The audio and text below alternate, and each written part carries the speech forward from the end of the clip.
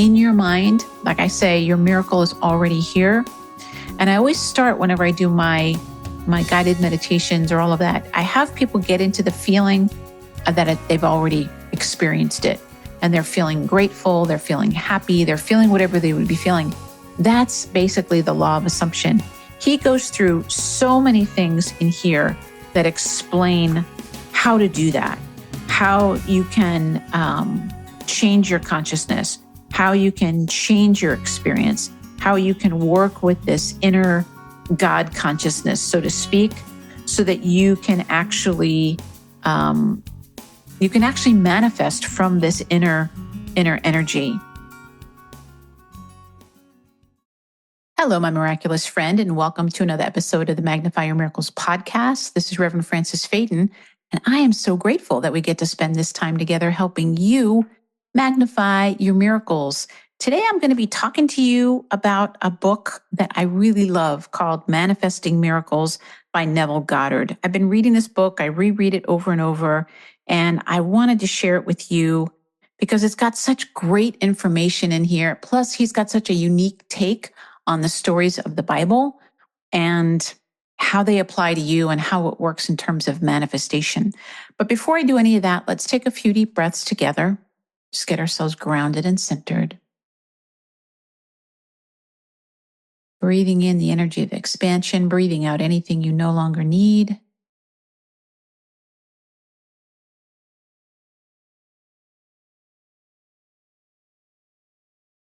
And knowing that whatever it is that you need to hear today to help you move powerfully forward is exactly what you're going to hear. We're going to take one more deep breath together in gratitude, and we can begin. All right, my friend. Well, one of the things I wanted to let you know is that next week is actually episode number 300. And I am going to be sharing some things with you next week that I'm really excited about. But I'll tell you, if you had asked me way back when, if I thought that that was possible, that I could have 300 podcast episodes, I would have said no. And so just the fact that it's here for me is a miracle. And I love sharing miracle resources with you. I love sharing miracle stories with you.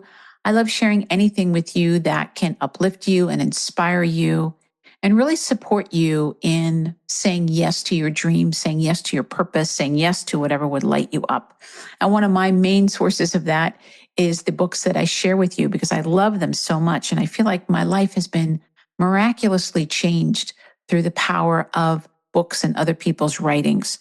So this particular book called Manifesting Miracles is by Neville Goddard. If you don't know Neville Goddard, he is actually the person who brought the law of assumption into, I guess, popularity.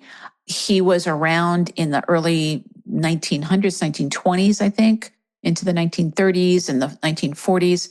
And a lot of people drew from his teachings. Sometimes he just went as Neville. But if you're a fan of the author Wayne Dyer, you'll know Neville's teachings because he definitely was influenced by Neville. And one of his last books that he wrote, which was called, I think it was called Your Wish Fulfilled or The Wishes Fulfilled or something like that. Because Neville used to say to fall asleep at night in the feeling of your wish fulfilled, whatever that would be. So it's often what I talk about when I say to you to think that your miracle is already here. How would you feel if your miracle was already here and you want to fall asleep, or from my experience, not only in falling asleep, but throughout the day, to feel that feeling as much as possible that my miracle is already here, that my heart's desire is already filled, that it's here. So this book, I think, is a transcription of a talk that he gave, but then there's also 36 questions at the end of the book. So it's kind of cut in half. The first part is his lecture, and then the second part is people asking him questions at the end of the lecture, and he's answering them about manifestation. But I just wanted to give you a little chance to hear what it's like. So Neville has a very interesting idea about the Bible, which you can, believe or not believe. It doesn't really matter to me. Whatever works for you is what I say as an interfaith minister. But he has a belief that the Bible was written really as an allegory as a way of teaching people. He doesn't even think necessarily that the characters ever existed. That's not my personal belief. But I do think that things are written in a way to teach people something. And so he goes through the Bible and he talks about all these different stories from a metaphysical and law of assumption point of view. So I'm going to start here I have the paperback. So I'm starting here on page number 10. And in the middle of the page, he says, claim it as your own, and you will suddenly transform your world from the barren deserts of Egypt to the promised land of Canaan. Everyone will agree with the statement that all things were made by God, and without him, there is nothing made that is made. But what man does not agree upon is the identity of God. All the churches and priesthoods of the world disagree as to the identity and true nature of God. The Bible proves beyond the shadow of a doubt that Moses and the prophets were in 100% accord as to the identity and the nature of God. And Jesus' life and teachings are in agreement with the findings of the prophet of old. Moses discovered God to be man's awareness of being. So I'm going to repeat that for you. Moses discovered God to be man's awareness of being when he declared these little understood words, I am hath sent me unto you. David sang in his Psalms, be still and know that I am God. Isaiah declared, I am the Lord, and then there is none else. There is no God beside me. I girded thee, though thou hast not known me. I form the light and create darkness. I make peace and create evil. I, the Lord, do all these things. The awareness of being as God is stated hundreds of times in the New Testament. To name but a few, I am the shepherd. I am the door. I am the resurrection and the life. Now, just so you know, when he's saying this and I'm reading it, the letter I and the two letters AM are all capitalized. So the I am is capitalized. I'll read that again. I am the shepherd. I am the door. I am the resurrection and the life. I am the way. I am the Alpha and Omega. I am the beginning and again. And again, whom do you say that I am? It is not stated that Jesus says, I, Jesus, am the door. I, Jesus, am the way. Nor is it said, whom do you say that I, Jesus, am? It is clearly stated, I am the way. The awareness of being is the door through which the manifestations of life pass into the world of form. Consciousness is the resurrecting power, resurrecting that which man is conscious of being. Man is ever outpicturing that which he is conscious of being. This is the truth that makes man free, for man is always self-imprisoned or self-freed. If you, the reader, will give up all your former beliefs in God apart from yourself and claim God as your awareness of being, as Jesus and the prophets did, you will transform your world with the realization that I and my Father are one. This statement, I and my Father are one, but my Father is greater than I, seems very confusing. But if interpreted in the light of what we have just said concerning the identity of God, you will find it very revealing. Consciousness, being God, is the Father. The thing that you are conscious of being is the Son bearing witness of his Father. It is like the conceiver and its conceptions. The conceiver is ever greater than his conceptions, yet ever remains one with his conception. For instance, before you are conscious of being man, you are first conscious of being. Then you become conscious of being man, yet you remain as conceiver, greater than your conception, man. So that's so fascinating. And I'm going to look to see if I can tell you a little bit more. Here it is on page number 16. He says, we are told when you pray, go within secret and shut the door, and that which your Father sees in secret and that which he will reward you openly. We have identified the Father to be our awareness of being. We have also identified the door to be the awareness of being. So shutting the door is shutting out that which I am now aware of being and claiming myself to be that which I desire to be. The very moment my claim is established to the point of conviction, that moment I begin to draw unto myself the evidence of my claim.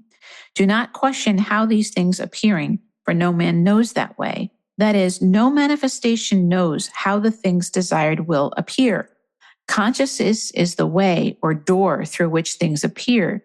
He said, I am the way, not I, John Smith, in the way, but I am. The awareness of being is the way through which the things shall come. The signs always follow. They never precede. Things have no greater reality other than in consciousness. Therefore, get the consciousness first, and the thing is compelled to appear. So what he's talking about here is in your mind. Like I say, your miracle is already here. And I always start whenever I do my guided meditations or all of that, I have people get into the feeling that they've already experienced it. And they're feeling grateful, they're feeling happy, they're feeling whatever they would be feeling. That's basically the law of assumption.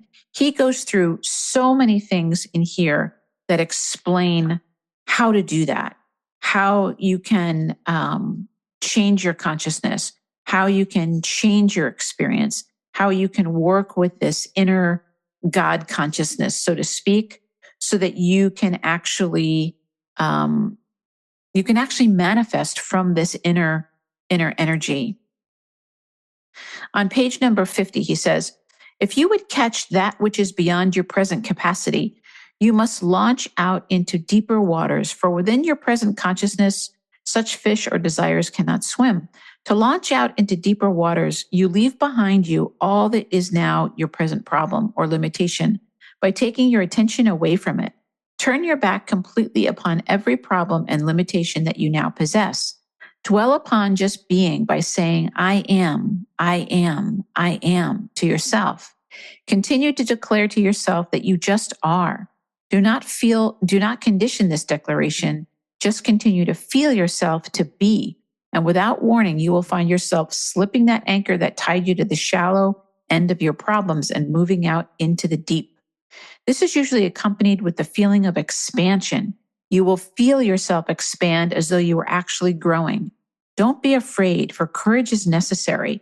You are not going to die to anything but your former limitations, but they are going to die as you move away from them, for they live only in your consciousness. In this deep or expanded consciousness, you will find yourself to be a power that you had never dreamt of before. The things desired before you shoved off from the shores of limitation are the fish you're going to catch in this deep, because you have lost all consciousness of your problems and all consciousness of barriers and limitations. It is now the easiest thing in the world to feel yourself to be one with the thing desired.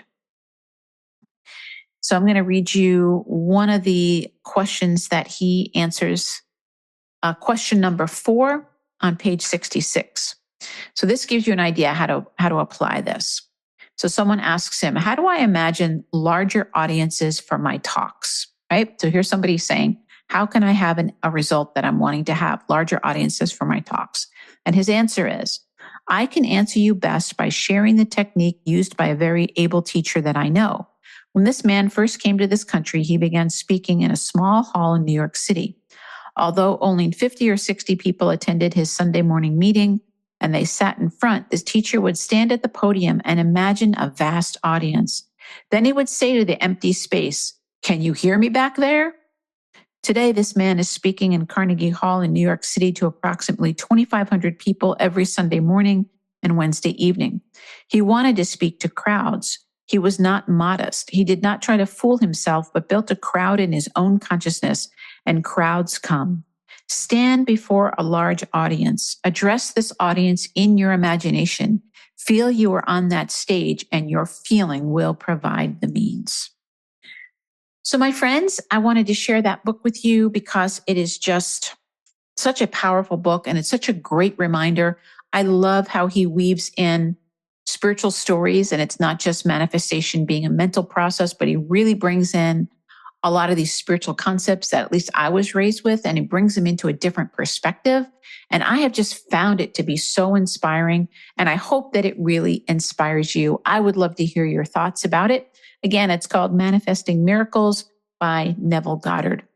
And if you know somebody that could use a little inspiration, please feel free to pass this episode along to them and let them know that they can go beyond their current limitation and they can step into that greater version of themselves. Of course, the best thing is for you to do that and to be the example. That's the best way to teach other people, in my opinion. I'm so grateful for you, my friend. Thank you so much for listening today. Remember, next week, I'm going to be doing a very special episode for episode number 300. And thanks to you, I'm able to get to episode 300. God bless you so much. And remember, your miracle is already here. Bye-bye. Thank you for listening to the Magnify Your Miracles podcast. I'm so grateful to be able to spend this time with you. If you want even more inspiration, feel free to visit my website, francisfaden.com or magnifyyourmiracles.com. And if you did enjoy this episode, I would really appreciate it if you left a review on iTunes, Stitcher, or wherever it is that you connect with awesome podcasts. Remember, the key to magnifying your miracles is remembering that your miracle is already here.